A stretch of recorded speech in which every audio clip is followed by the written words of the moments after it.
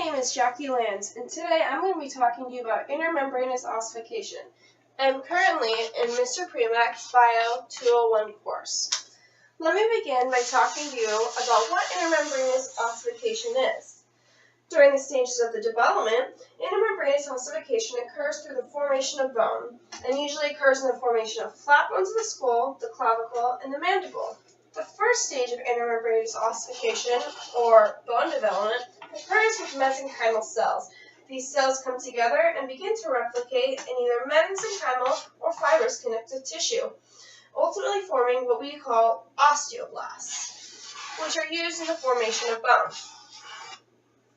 After the formation of osteoblasts, they then release uncalcified bone matrix, which is also known as osteoid.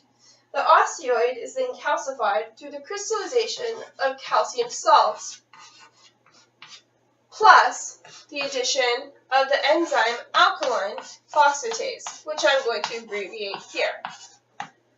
When this occurs, you get the formation of osteocytes, also considered to be bone cells.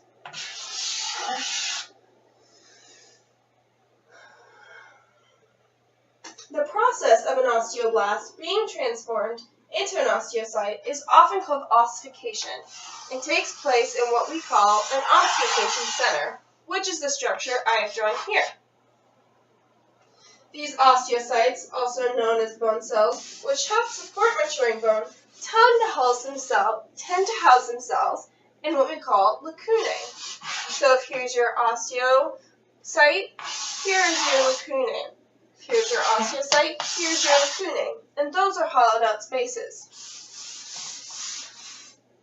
As intermembranous ossification continues, matrices called spicules begin to form around blood vessels. These matrices eventually fuse together, first surrounding blood vessels, which allows an increase in nutrient flow, and then become spongy bone. So if here are your osteocytes, they begin to fuse together and form what we call spicules. And when you get a lot of spicules that tend to do this, you get spongy bone. So this is considered spongy bone. Spongy bone is called spongy bone because of its sponge-like appearance and is found in the parts of the body that are not stressed. After the formation of spongy bone has occurred, bone remodeling then causes the osteocytes around the edges of spongy bone, as I've drawn here, to pack themselves into bundles called osteons. Osteons are considered to be the building blocks of compact bone.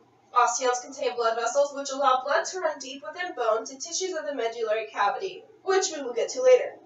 As osteons form around the edges of spongy bone, compact bone is then formed.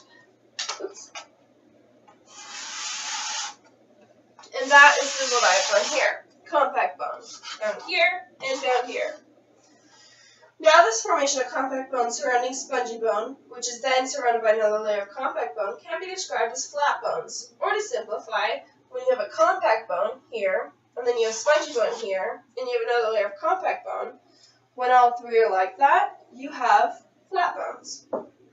Now going back to bone remodeling, there's an additional type which allows the spongy bone to eventually disappear, leaving behind what we call the medullary cavity, which is this empty space here. Medullary cavity. Now, transitioning back to compact bone, during intermembranous ossification, the final stage of completing bone formation involves the formation of the outermost layer of connective tissue, also known as the periosteum, which is this thin layer right here on the outside of compact bone. The periosteum's innermost layer is composed of fibrous connective tissue, which can produce more osteoblasts, which allows bones to grow in width. This bone growth is considered to be called apositional growth. This concludes the formation of a bone. I hope you enjoyed this presentation.